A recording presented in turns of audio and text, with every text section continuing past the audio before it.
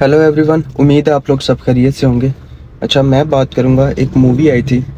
आशिकी 2, आप लोगों ने सबने देखी होगी। और मैं ये चाह रहा था बहुत पहले से कि मैं इस पे रिव्यूज़ दूँ अपने। अच्छा, मैंने ये मूवी बारहा देखी है, बहुत दफ़ा देखी है, अच्छी मूवी है। यानी कि ये वो मूवी थी जो कि उस टाइम भी बहुत सारी ऐसी मूवीज़ बनाने लग गई थी बॉलीवुड, जिसमें ना ही कोई स्टोरी थी, और स्पेशली लव स्टोरीज तो बिल्कुल ऐसे थी कि ना होने के बराबर थी। और दूसरी चीज़ ये थी कि बहुत सारी ऐसी मूवीज़, अब तो खैर बिल्कुल स्टोरीज ख़त्म हो चुकी हैं लव स्टोरीज। और दूसरा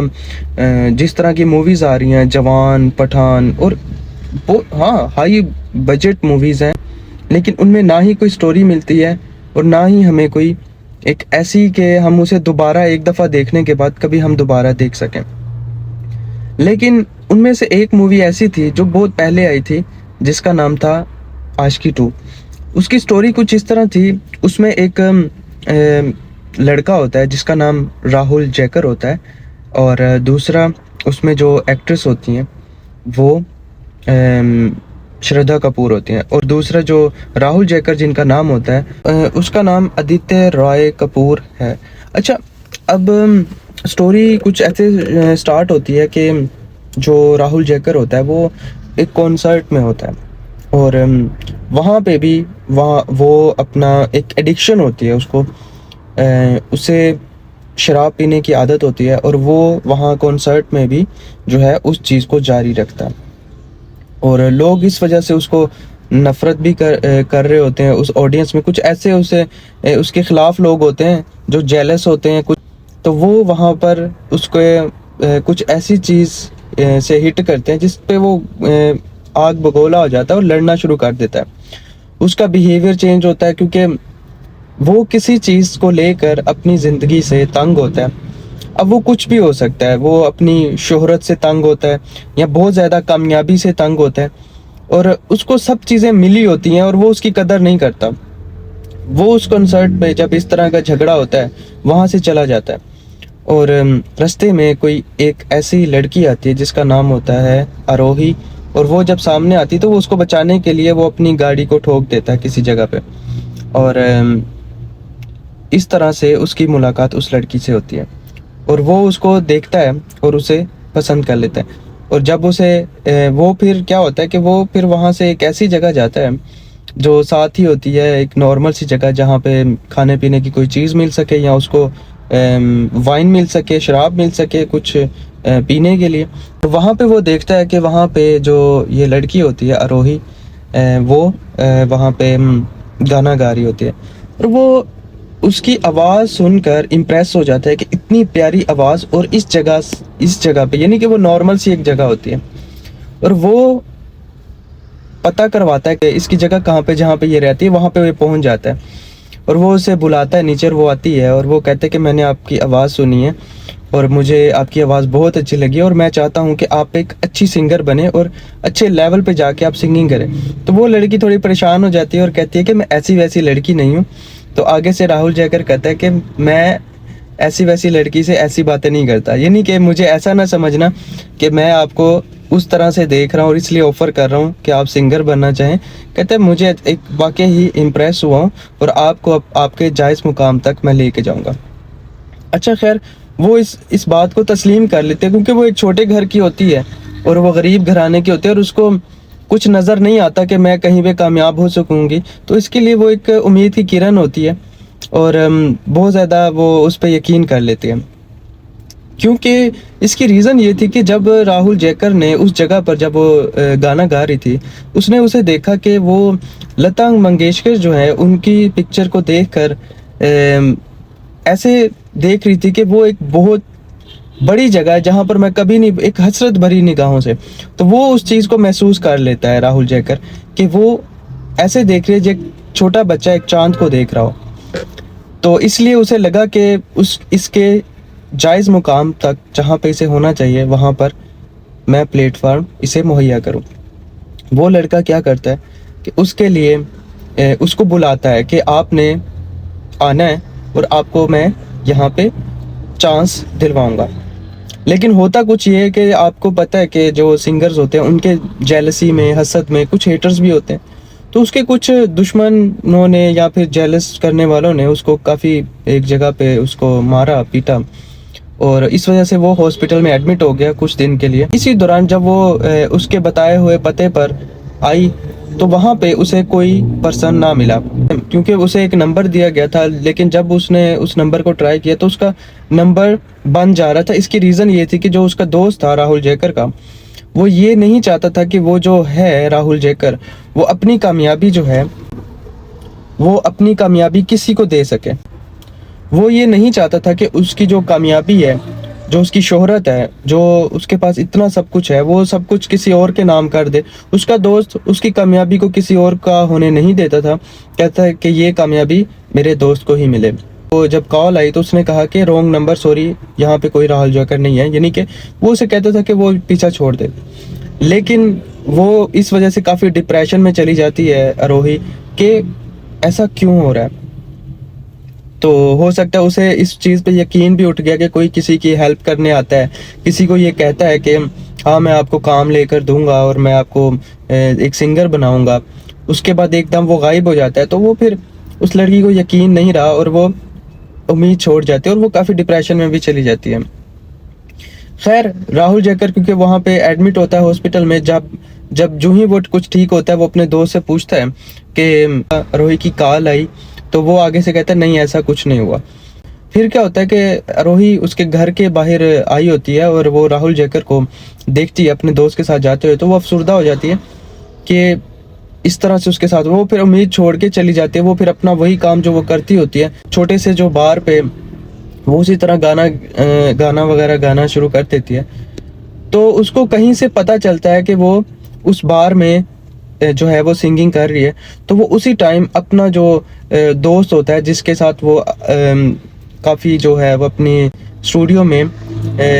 सिंगिंग का जो रिकॉर्डिंग करता था और उनके गाने काफ़ी उसमें हिट करने में और उसकी मदद करने में उसकी जो है वो काफ़ी हाथ होता है, उसी पर्सन को वो लेके जाता है उसका गाना सुनवाने के लिए कि ये पर्सन है और ये इसकी आवाज़ है जो कि मैं चाहता हूँ कि आप इसे रिकॉर्ड करें। तो जब वो बार में दोनों जाते हैं, वो सबसे प्यारा सीन वो लगता है मुझे जब राहुल जयकर उस बार में एंटर होता है और उसको जो उस लड़की को, कुछ लड़कियों के बार में गाना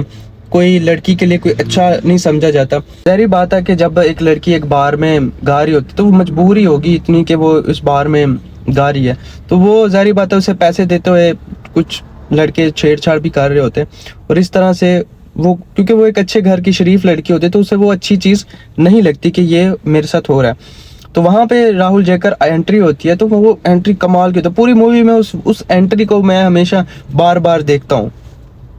अच्छा, वो जब उसे देखता है तो वो उसे अवॉइड करती है क्योंकि उसे ये लगता है कि इसने मेरे साथ धोखा किया, इसने मेरे साथ झूठ बोला है। अच्छा, तो इस तरह से वो जब उससे मिलता है तो वो उसे मनाने की कोशिश करता है कि नहीं ऐसा नहीं था, मेरे साथ एक एक्सीडेंट हो गया था जिसकी वजह से मैं आपसे मिल नहीं सका, लेकिन अब मेरा वक्त आ गया कि मैं इसको आपको अब उस जगह पर पहुंचाऊं जहां पे आपका हक है पहुंचना। तो वो उसकी बात को तस्लीम नहीं करती, लेकिन फिर भी वो ज़्यादा इंसिस्ट करता है तो वो मान जाती है और वो कहता है कि मेरे साथ चलो और मैं आपकी रिकॉर्डिंग्स करता हूँ। और वाकई वो उसके साथ जाती है और फिर रिकॉर्डिंग्स होती हैं और वो उसकी काफ़ी सॉन्ग्स आते हैं और इस तरह से वो एक पॉपुलर सिंगर बन जाती है और काफ़ी उसको अवार्ड्स मिलते हैं और सब कुछ मिलते हैं। इस दौरानिए में जो राहुल जयकर होता है उसको काफ़ी जो है वो अपनी चीज़ों में घिरा होता है, यानी कि वो शराब में घिरा होता है और ऐसी चीज़ों में घिरा होता है, वो उसकी एडिक्शन होती है जिसको वो बाहर नहीं निकल रहा होता। और ज़ाहिर बात है कि वो अपनी कामयाबियों को छू रही होती है। जब सिंगर पॉपुलर हो जाते हैं, उनकी पार्टीज़ वगैरह होती हैं और ये सब, तो वहाँ पे राहुल जयकर भी एंटर होता है और उसको गार्ड्स रोक लेते हैं, यानी कि वो उसे समझते हैं कि ये पता नहीं शराबी है या कुछ है, तो वो उसे एक आम सिंपल सा पर्सन समझ के रोकने की कोशिश करते हैं कि एंटर होने की इस पार्टी में इजाज़त नहीं है। तो वहाँ पे वो गुस्सा हो जाता है। उसका जो गुस्सा था वो बढ़ता ही जाता था क्योंकि वो ये भी फील करता था कि मेरी कामयाबी किसी को मिल रही है, लेकिन वो अंदर ही अंदर अपना वादा पूरा करता चला गया कि इस लड़की को उसके जायज़ मुकाम तक लेकर जाऊं। और वो उसे वाकई ही एक सिंगर बना देता है, जो उसका जायज़ मुकाम होता है। लेकिन इस दौरान में होता कुछ ये है कि ज़ाहिर बात है राहुल जयकर को उससे मोहब्बत होती है और लड़की को भी उससे मोहब्बत हो जाती है, क्योंकि उसको इस मुकाम तक लेकर आने वाला उस जगह से जहाँ पे वो नॉर्मल ज़िंदगी गुजार रही थी, एक अच्छी ज़िंदगी गुजारने तक का सफ़र राहुल जयकर ने उसके साथ तय किया था, तो वो उसकी बहुत कदर करती थी। लेकिन क्योंकि वो एक एडिक्शन में था और वो उससे निकल नहीं पा रहा था, तो इस वजह से वो चाहता था कि वो उसे छोड़ दे, उससे दूर चली जाए, क्योंकि वो अपने आप को एक लूज़र समझता है, अपने आप को अपनी ज़िंदगी को वो समझता है कि मेरी ज़िंदगी अब ख़त्म हो गई है और मैं नहीं चाहता कि मुझ जैसे लूज़र या ख़त्म ऐसे पर्सन के साथ जो इन चीज़ों में घिरा है, जिसकी ज़िंदगी अब बेहतर नहीं हो सकती, वो हार मान चुका होता है, ये मेरे साथ रहेगी तो वो भी मेरी वजह से हर्ट होगी और उसकी ज़िंदगी भी कहीं ना कहीं रुकेगी। वो इसलिए उससे दूर जाना चाहता है, लेकिन क्योंकि वो लड़की उसका ऐसा साथ निभाती है, जो आप मूवी में भी दे सकते हैं कि उसका वो साथ निभाती है, उसके मुश्किल टाइम में उसे छोड़ के नहीं जाती और उसको प्रॉपर जो है वो एक जिसे कहते हैं कि स्पोर्टी पर्सन के तौर पर वो उसके साथ रहती है। लेकिन एट द एंड क्या होता है कि वो जो है ज़ाहिर बात है कि वो उसके साथ एक अच्छे रिश्ते में बन जाता है और लेकिन वो आखिर में सुसाइड कर लेता है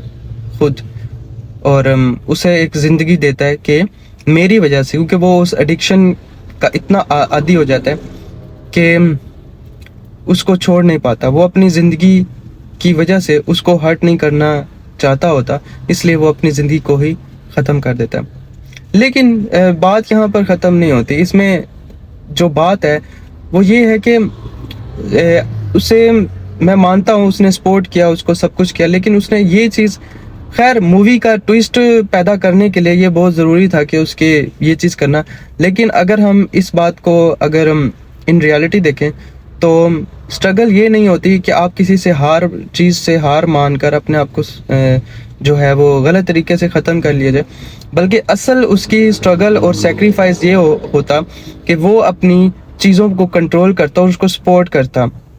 अपनी चीज़ों को छोड़ता, अपनी बुरी आदतों को छोड़ता। हाँ, वो नाकाम हो गया था और वो नहीं चाहता था उसके साथ रहना, लेकिन उसको ये चाहिए था कि उसको सपोर्ट करता। खैर ये तो एक फिल्मी बात हो गई, लेकिन इन रियलिटी की बात करूँ तो सपोर्ट करना ही मेन मकसद होता है और सेक्रीफाइस करना और किसी को ये साबित करना कि मैं आपके लिए मर जाऊंगा, इससे बेहतर है कि आप उसके लिए कुछ करके दिखाओ,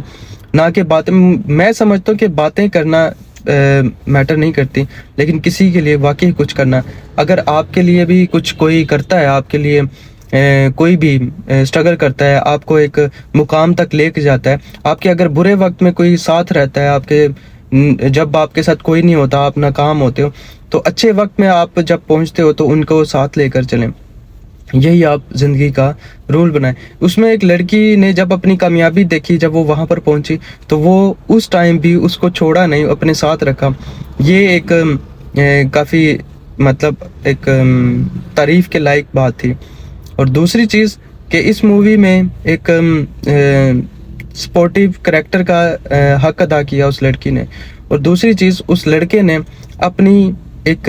जैसे कहते हैं ना कि अपनी चीज़ किसी को दे देना, उसने वो सेक्रीफाइस किया। तो उम्मीद है आप लोगों को मेरी ये छोटी सी जो है वो एक स्टोरी जिसके बारे में मैंने रिव्यूज़ दिए अच्छे लगे होंगे। शुक्रिया।